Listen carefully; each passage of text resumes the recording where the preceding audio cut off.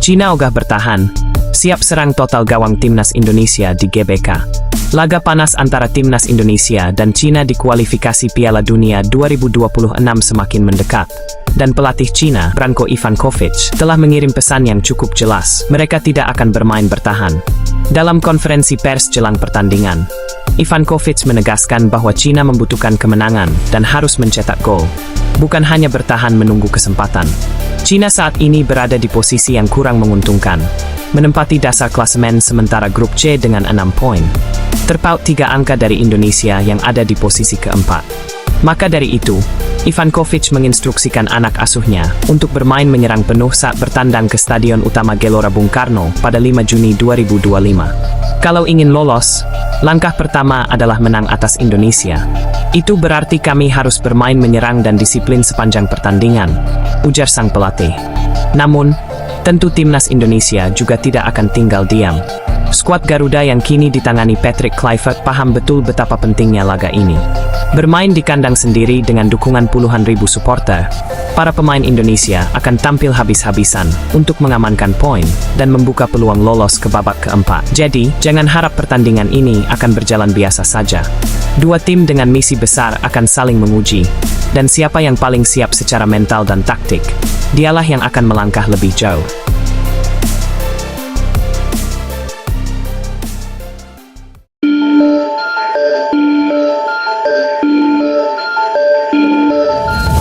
Hasil drawing kualifikasi Piala Asia U23 2026.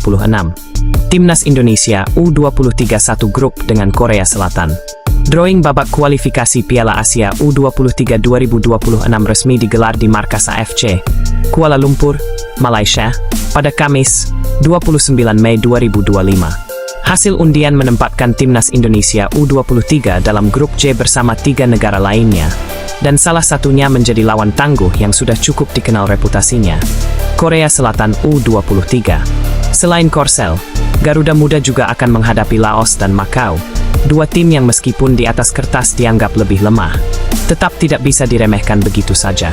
Menariknya, Indonesia akan bertindak sebagai tuan rumah grup C, yang artinya semua pertandingan akan digelar di negeri sendiri pada tanggal 1 hingga 9 September 2025. Ini tentu menjadi keuntungan tersendiri bagi tim asuhan Gerald van den Burg, yang tengah mempersiapkan skuad terbaiknya. Format kualifikasi cukup ketat, hanya juara dari masing-masing 11 grup yang otomatis melaju ke putaran final Piala Asia U23 2026 di Arab Saudi.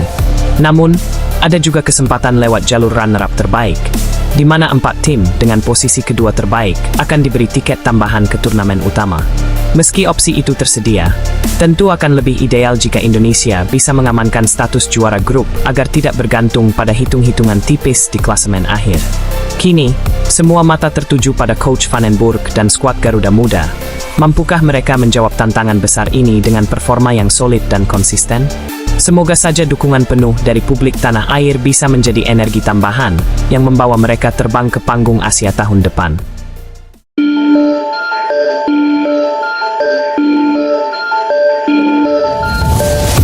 Donny Tri Pamungkas, salah satu talenta muda paling menjanjikan yang dimiliki Indonesia saat ini, membuat keputusan mengejutkan dengan memperpanjang kontraknya bersama Persija Jakarta hingga 3 musim ke depan, di saat banyak pihak berharap ia mengikuti jejak Marcelino Ferdinand untuk merantau ke luar negeri. Meski performanya sebagai kapten di Piala Asia U20 2025 dan kontribusinya di timnas senior dalam ASEAN Cup 2024 menunjukkan kualitas kelas atas, Donny justru memilih jalur aman dengan tetap berkarier di Liga 1.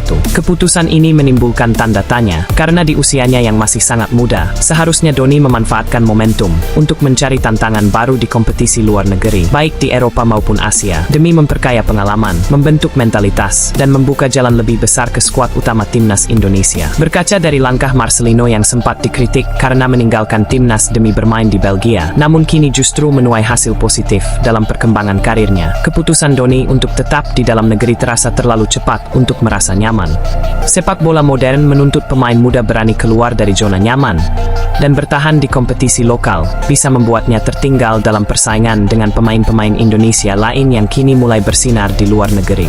Semoga keputusan ini bukan akhir dari ambisi Donny untuk go international, melainkan hanya jeda singkat sebelum ia benar-benar siap menunjukkan kualitasnya di level yang lebih tinggi.